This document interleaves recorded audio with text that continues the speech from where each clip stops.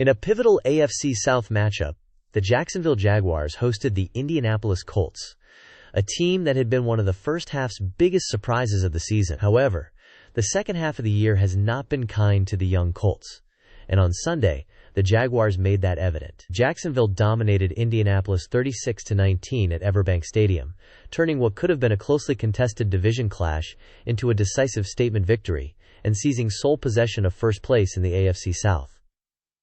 The loss for the Colts goes far beyond another mark on the record. Indianapolis not only fell behind early and struggled to recover, but they also lost starting quarterback Daniel Jones to a torn Achilles in the second quarter, a devastating injury that likely ends his season. The sudden change forced backup Riley Leonard into the lineup, but he struggled to generate consistent offense, finishing with just 145 passing yards and 1 interception, while the Colts' rushing attack remained largely contained. Jacksonville capitalized on the disruption, turning turnovers and big plays into points, and cementing a decisive 36-19 victory. From the opening possession, Jacksonville set the tone. Running back Travis Etienne Jr. plunged in for a 3-yard touchdown run on just their second drive, and another Etienne burst.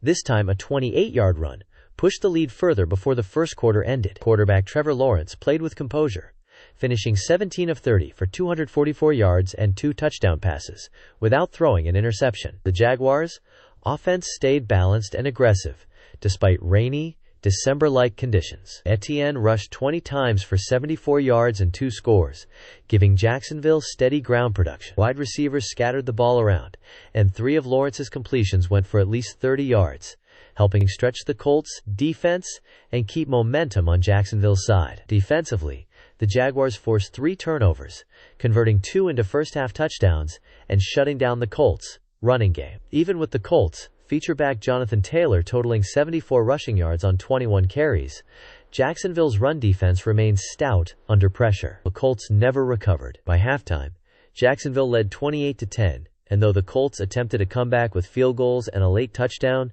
the deficit was too large. The Jaguars' balanced attack, opportunistic defense, and ability to capitalize on turnovers turned the game into a rout after a shaky start in damp weather. Daniel Jones, who had been playing at a high level early in the season and even earned the nickname Indiana Jones for his daring plays, now leaves the Colts in a perilous position.